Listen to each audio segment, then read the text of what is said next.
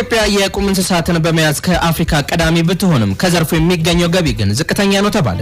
የንግድና ቀጠናዊ ትስስር ሚኒስትር ዶክተር ካሳሁን ጎፌ ኢትዮጵያ ከ170 ሚሊዮን በላይ የቁም እንስሳትን በመያዝ ከአፍሪካ አንደኛ ደረጃ የምትይዝ ቢሆንም ከዘርፉ የሚገኘው ገቢ ግን ሀገራችን ካላት አቅም አንጻር ሲነጻጸር ገና ብዙ መስራት እንደሚገባ ያሳያል ብለዋል። ሚኒስትሩ ይህን ያሉት የንግድና ቀጠናዊ ትስስር ሚኒስቴር ከ220 ሚሊዮን ብር በላይ በሆነ ወጪ 3 ዘመናዊ ሁለተኛ ደረጃ የቁም እንስሳት የግብይት ማዕከላትን በ3 ክልሎች ለመገንባት የሚያስችል ስምምነት ታህሳስ 26 ቀን 2018 ዓ.ም በተፈራረመበት ወቅት ነው። የቁም እንስሳትን ግብይት በማዘመን ከዘርፉ ወጪ ንግድ የሚገኘውን ገቢ ማሻሻል እንዲቻል የንግድና ቀጠናዊ ትስስር ሚኒስቴር ከ220 ሚሊዮን ብር በላይ በሆነ ወጪ በ3 ክልሎች ማለትም በኦሮሚያ ሞያሌ፣ ቢቃ፣ በደቡብ ቀይ አፈርና በደቡብ ምዕራብ ጀሙ ዘመናዊ ሁለተኛ ደረጃ የቁም እንስሳት የግብይት ማዕከላትን ለመገንባት የሚያስችል ስምምነት የንግድና ቀጠናዊ ትስስር ሚኒስቴር ከ3 ድርጅቶች ጋር ተፈራርሟል። በ2017 ዓ.ም ከ630 ሺህ በላይ የቁም እንስሳት ወደ ኩዌት፣ ኦማን፣ ሳውዲ አረቢያ፣ ባህሬን፣ የመን፣ ጅቡቲና ሶማሌ በመላክ ከዘርፉ ከ63 ሚሊዮን ዶላር በላይ ተገኝቷል።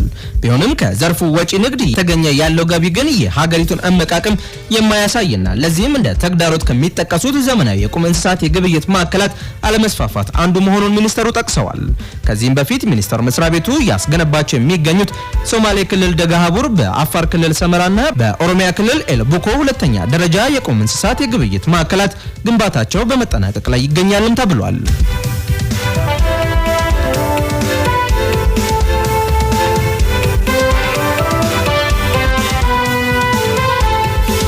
አድማጮቻችን ከጄኤፍኤም 106.7 ወደ እናንተ እየቀረበ የሚገኘው የምሽት ዜናችን እንደቀጠለ ነው። በመላው ዓለም በዚህኑ ላይ እንደመጣለን። እንዲሁም አዲስ አበባና ዙሪያዎቿ በ106.7 ሜጋሄርዝ ወደ እናንተ እንደርሳለን። የሀገር ውስጥ ዜናዎቻችንን በዚሁ ያበቃን። በመቀጠል ወደ ውጭ ዜናዎች ስናልፍ አፍሪካን ቀዳሚ ያደረግን። ሶማሌላንድ አሜሪካ በቬንዙዌላ ላይ የወሰደችውን እርምጃ ደገፈች። ከሶማሊያ ተነጥላ ነፃ ሀገርነቷን ያወጀችው ሶማሌላንድ አሜሪካ በቬንዙዌላ ላይ የወሰደችውን ወታደራዊ እርምጃ ደግፋለች።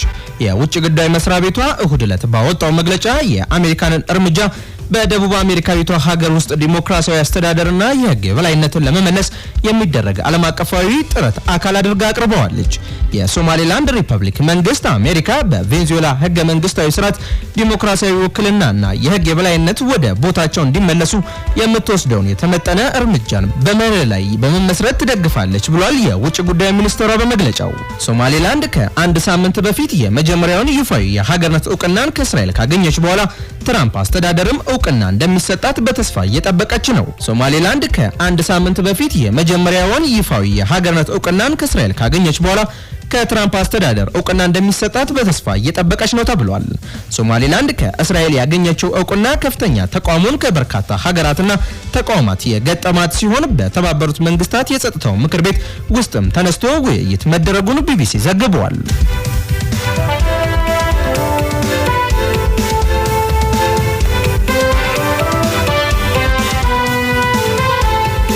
ግሪንላንድ የራሷን እድል መወሰን የምትችለው ራሷ ናት ሲሉ የእንግሊዝ ጠቅላይ ሚኒስትር ገለጹ። የግሪንላንድ መጻኢ እድል መወሰን የሚችሉት ግሪንላንድ እና ዴንማርክ ብቻ መሆናቸውን የእንግሊዝ ጠቅላይ ሚኒስትር ተናግረዋል።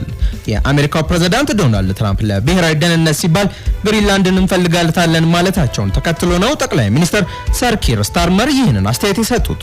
ትራምፕና ለእሳቸው ቅርብ የሆኑ ባለስልጣናት የዴንማርክ አካል የሆነችው ራስ ገዟ ግሪንላንድ ተነጥላ የአሜሪካ አካል መሆን አለባት የሚል አስተያየት ይሰጣሉ።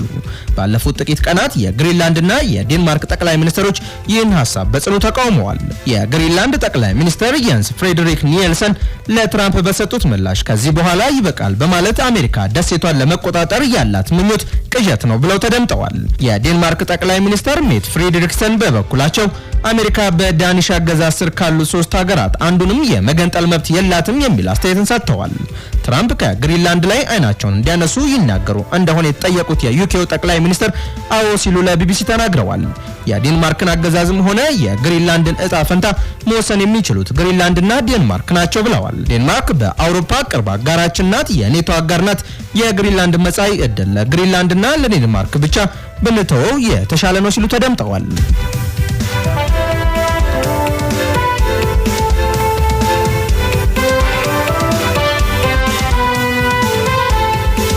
የመጨረሻ ወዳደረግነው ዜና አለፈን። ፕሬዝዳንት ዶናልድ ትራምፕ አዲሷን የቬንዙዌላ መሪ አስጠነቀቁ። ፕሬዝዳንት ዶናልድ ትራምፕ ኒኮላስ ማዱሮን ከሀገራቸው በአሜሪካኖች ተይዘው ከተወሰዱ በኋላ ተክተዋቸው የመሪነት ቦታውን የያዙት ምክትላቸው ዴሊስ ሮድሪጌዝን አስጠንቅቀዋል። የቬንዙዌላ መሪነት ስልጣንን በዛሬው ዕለት በሚፈጽሙት ቃለ መሐላ የሚረከቡት ሮድሪጌዝ አሜሪካ ሕግንና ሉዓላዊነታችንን እንድታከብር ጠይቀዋል። ዶናልድ ትራምፕ አዲሷ የቬንዙዌላ መሪ ትክክለኛውን ነገር የማይሰሩ ከሆነ ማዱሮ ከገጠማቸው ችግር የበለጠ ችግር ውስጥ እንደሚገቡ አስጠንቅቀዋል። ትራምፕ ለአትላንቲክ መጽሔት በሰጡት ቃለ ምልልስ እንደተናገሩት መሪዋ ትክክለኛ ነገር የማትሰራ ከሆነ ምናልባትም ከማዱሮ ከፍ ያለ በጣም ከፍተኛ ዋጋ ትከፍላለች ብለዋል። ጨምረውም ለቬንዙዌላ የመንግስት ለውጥም ይሁን የፈለጋችሁትን በሉት አሁን ካለው የተሻለ ነው፣ ከዚህ የከፋ አይሆንም ብለዋል። ፕሬዝዳንቱና ሌሎች የአሜሪካ ባለስልጣናት አስፈላጊ ከሆነ ሌላ ዙር ጥቃት በቬንዙዌላ ላይ እንደሚያካሂዱ ሲናገሩ ነበር። አሜሪካ ፕሬዝዳንት ኒኮላስ ማዱሮን ከመንበራቸው አንስታ ወደ ኒውዮርክ ከወሰደቻቸው በኋላ በሰጡት ጋዜጣዊ መግለጫ ተገቢው የሽግግር እስኪካሄድ ድረስ አሜሪካ ቬንዙዌላን እንደምትመራ ተናግረዋል። በተጨማሪም የአሜሪካ የነዳጅ ዘይት ኩባንያዎች ወደ ቬንዙዌላ በመግባት መሰረተ ልማቶቿን በመጠገን ለሀገሪቱ ገንዘብ ለማስገባት ይጀምራሉ ብለውም ነበር።